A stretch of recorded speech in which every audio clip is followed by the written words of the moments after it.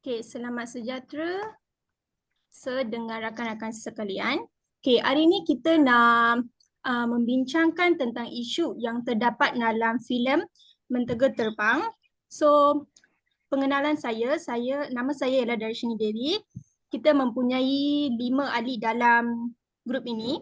So, saya nak saya nak membincangkan satu isu dalam filem Mentega Terbang. So isunya adalah isu berkaitan dengan kelahiran semula. Okey, kita boleh memperlihatkan dalam filem Mentega ini satu karakter yang bernama Aisyah.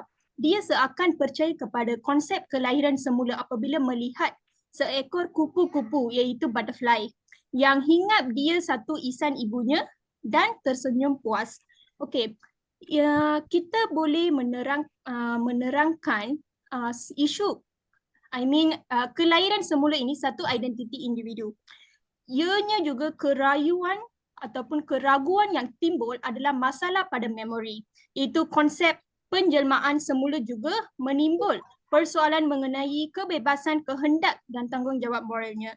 Dari pandangan saya dari perspektif kebudayaan agama Hindu, kita boleh memperlihatkan kelahiran semula ini bagi seseorang itu ketika dia di dunia melakukan perbuatan yang baik, dia akan uh, dia akan melahir dari perspektif karmanya yang baik, dan juga seseorang itu membuat karma yang jahat, dia akan dilahirkan kembali dengan kelahiran yang lebih jahatnya. So, Tulasi, uh, anda setuju ke dari pandangan saya dari perspektif agama Hindu iaitu agama kita, seseorang itu yang jahat akan kelahiran pun diorang juga seorang yang jahat. Yes, Dah setuju. setuju ke? Okey.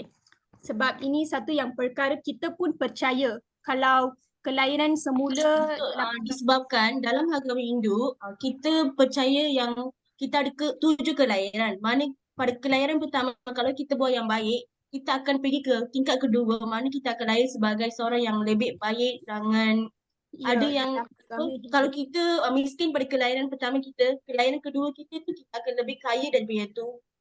Jadi macam itulah. Kalau kita buat yang baik, kita dalam daripada yang kelahiran ketiga itu, kita akan lebih baik daripada berbanding kelahiran yang last kali itu. Okey, betul. Dengan kaitkan dengan isu yang pluralisme agama pun, iaitu satu kaitan yang mahu membawa mesej kebenaran ataupun kemewahan yang bersifat manusiawi, toleransi dan also demokratik. So, dalam semua agama ini boleh dianggap sebagai jalan yang boleh memberikan keselamatan dan kebebasan. So, dari kesamaan agamanya dari segi banyak, iaitu dalam movie ini dikemukakan oleh Peter, iaitu ada 3 tesis.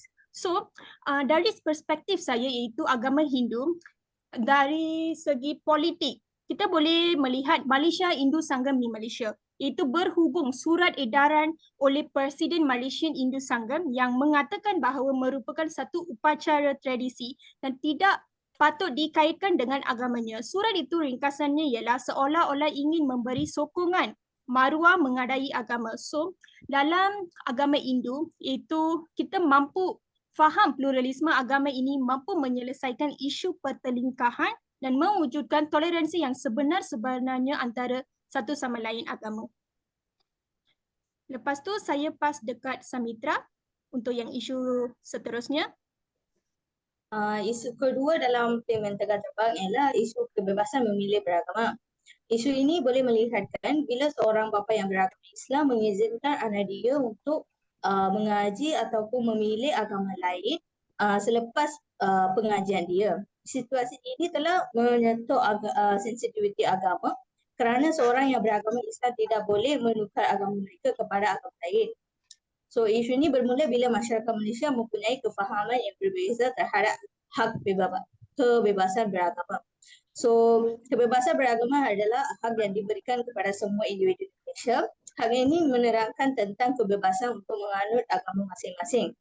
Agama Islam adalah agama persekutuan di Malaysia dan perlembagaan telah memberikan kebebasan kepada orang bukan Islam untuk mengamal dan menganut agama masing-masing.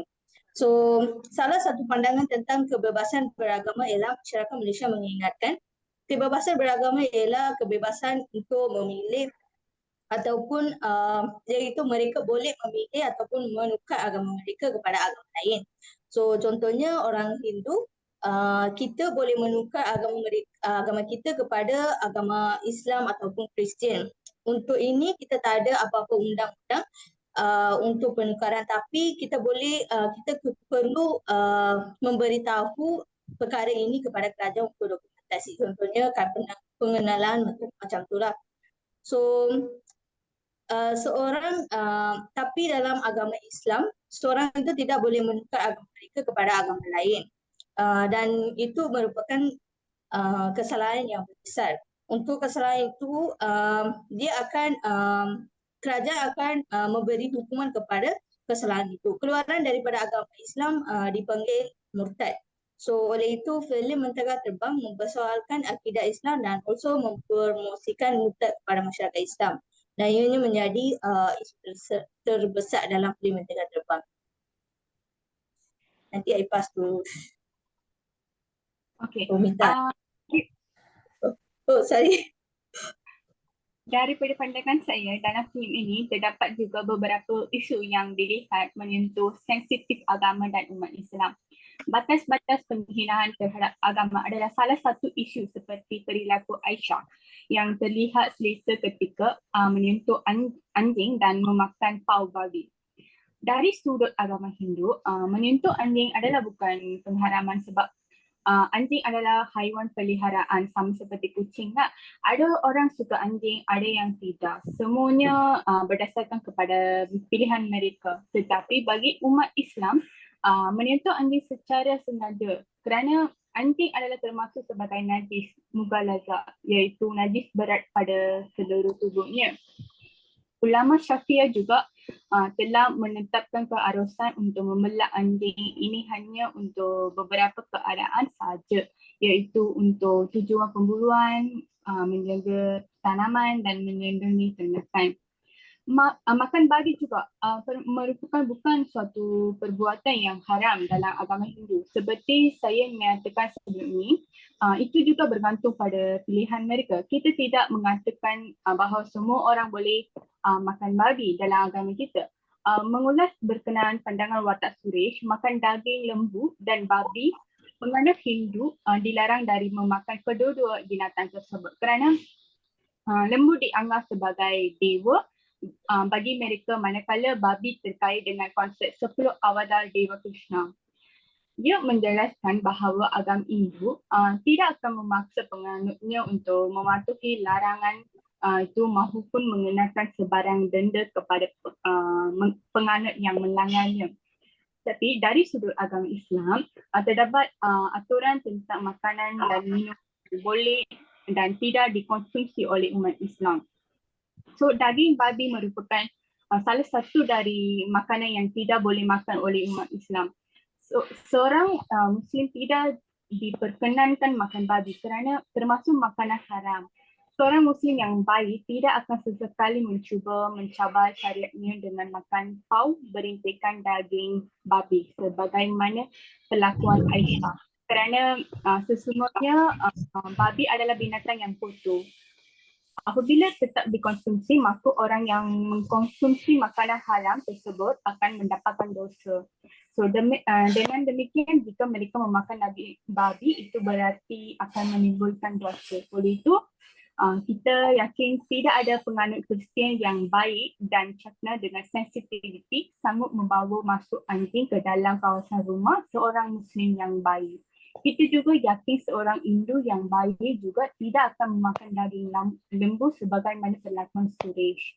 Sebagaimana kita juga yakin seorang Muslim yang baik dan menghormati mazhab setempat tidak akan menyentuh anjing tanpa sebab. Thank you. Seterusnya Romita.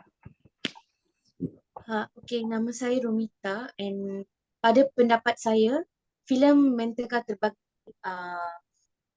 ada kemungkinan untuk mencetuskan masalah dari segi kebudayaan dan keagamaan. Ia mencabar keharmonian dan keamanan negara kita yang berpelbagai bangsa. Sebagai rakyat Malaysia, kita dididikkan untuk menghormati kepercayaan agama lain sejak zaman persekolahan. So, pada saya sebagai rakyat Malaysia, filem ni mengandungi adegan-adegan yang menyentuh sensitiviti agama. Contohnya, filem ini merupakan filem yang bias, iaitu berat sebelah. Dia mementingkan ataupun menunjuk kebaikan agama Kristian compare dengan agama Islam. Lagi satu, sebagai kawan sebelum ni Tulsi bagi tahu, perilaku Aisyah yang makan pau babi. Kita sudah tahu yang tu tidak halal dan haram bagi penganut Islam. So sama macam India tak boleh makan lembu.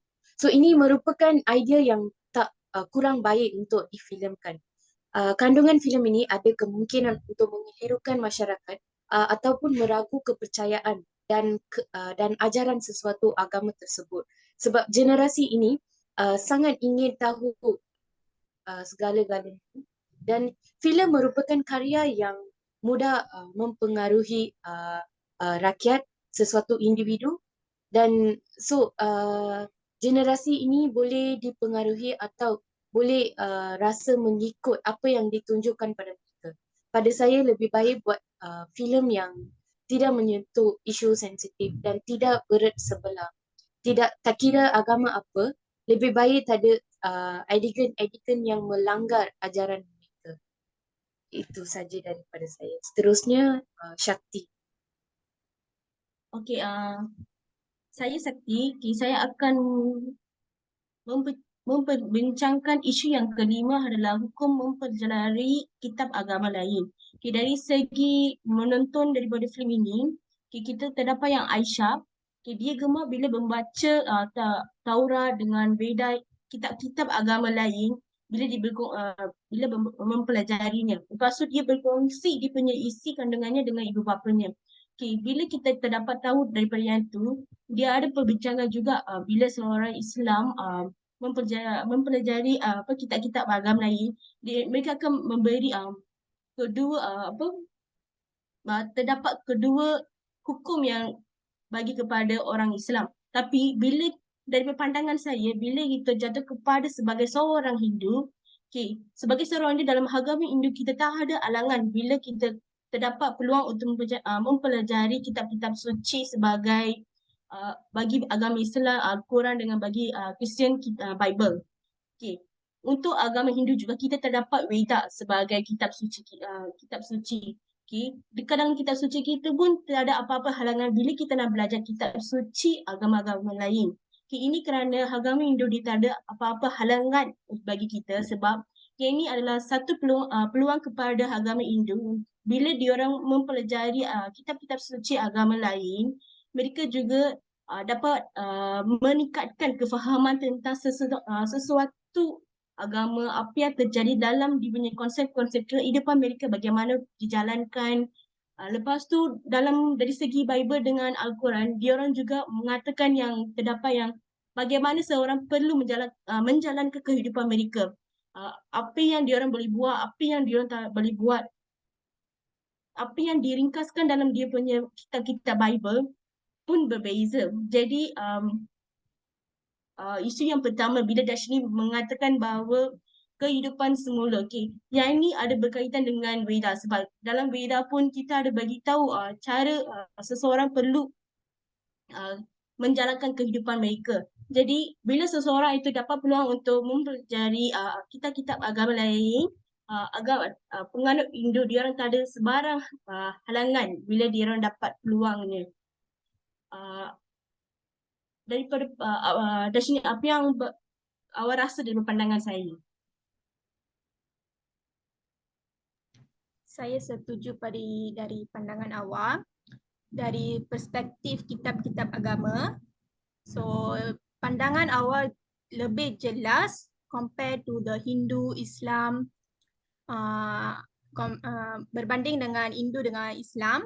So saya setuju dari pandangan awak.